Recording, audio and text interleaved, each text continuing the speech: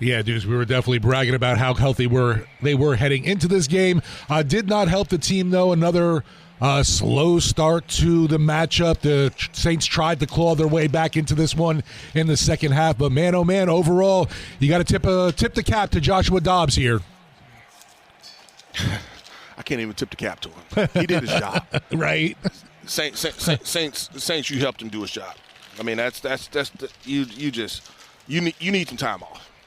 You're just being honest. I mean, because you got guys that are out there. I think they were surprised by a couple of the speed of the Vikings player and Josh Dobbs early. They were surprised by the speed, how athletic he was. I mean, because there were a couple times that guys are within feet of him and they didn't get a hand on him. I mean, and he was able to, on the score, he paused 2 or 3 Saints, and he was able to beat those guys to the corner. And so his movement in the pockets, we talked about it a couple of times. The Saints had a problem.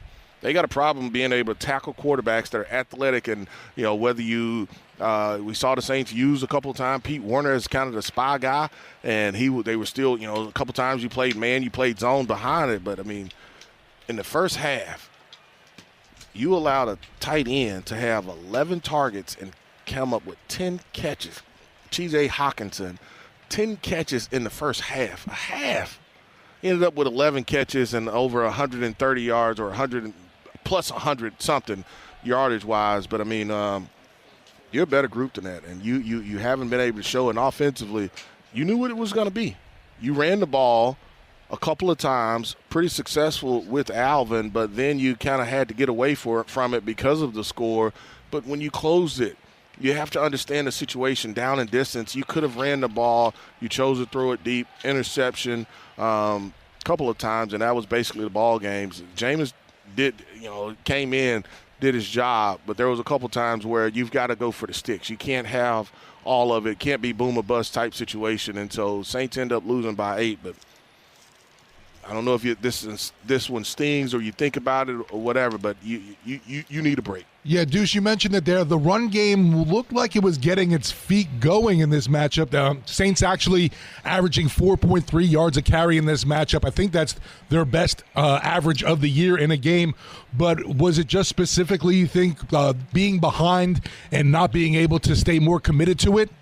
100%. That's what it was. I mean, but there's still situations where you've got to be able to run the ball. Everything can't be a check down to Alvin.